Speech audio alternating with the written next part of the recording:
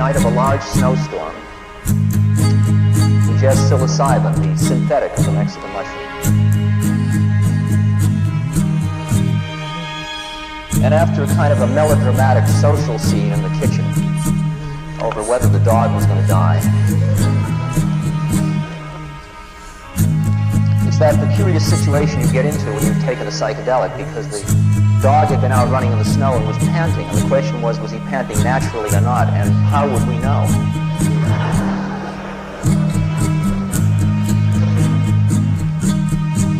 But Tim's young son, 11 years old, came down and set us straight.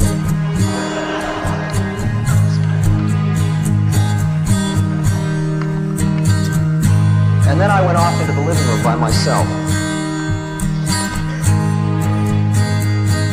And this is the report of that few moments at that point.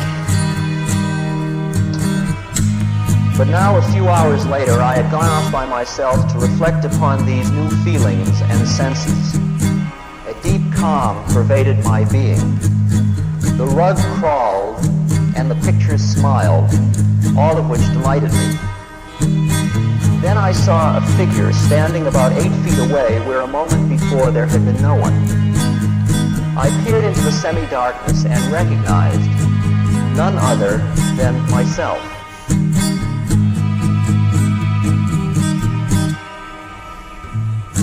Well, I thought, I worked hard to get that status, but I don't really need it.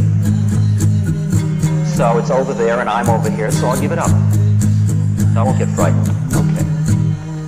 Again, I settled back into the cushions, but at that moment the figure changed. Again, I leaned forward, straining to see. Ah, me again. But now it was that aspect of me which was the social cosmopolite. Okay, so that goes too, I thought. Again and again the figure changed, and I recognized over there all the different aspects I knew to be me. Cellist, pilot, etc. With each new presentation, I again and again reassured myself that I didn't need that anyway. Then I saw the figure over there become that in me which was Richard Alpertness. That is, the basic social identity by which I had always acknowledged my existence. Sweat broke out on my forehead. I wasn't at all sure I could do without being Richard Alpert. Did that mean I'd have amnesia? Was that what this drug that this madman had given me was going to do?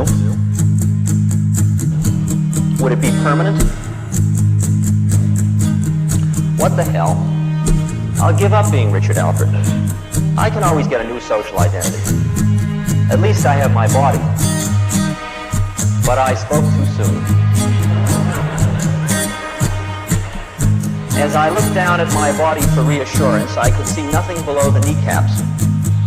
And slowly, now to my horror, with my eyes wide open, I saw the progressive disappearance of limbs and then torso, until all there was the couch on which I had sat. This is usually known as a bad trip report. A scream formed in my throat. I felt that I was dying, since there was nothing in my universe that led me to believe in life after leaving the body. Doing without professorness, or loverness, or even Richard Alpertness was okay, but I certainly needed the body. Panic mounted, adrenaline shot through my system, my mouth became dry. But along with this, a voice sounded inside, what I don't know, but inside.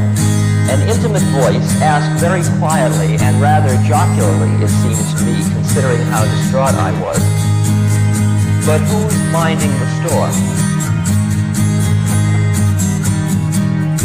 When I could finally focus on the question, which takes a while, hearing, I realized that though everything by which I knew myself, even my body, and thus life itself as I knew it, was gone, still I was fully aware. Not only that, but this aware I was watching the entire drama, including the panic, with calm passion. In Instantly, with this recognition, I felt a new kind of calmness, one of a profundity never experienced before. I had just found that I. Later I called it a scanning device, a point, an essence. A place where I existed independent of social and physical identity. That which was I was beyond life and death. And something else, that I knew. It really knew. It was wise rather than just knowledgeable. It was the voice inside that spoke truth. I recognized it, was one with it, and felt as if my entire life of looking to the outside world for reassurance was over.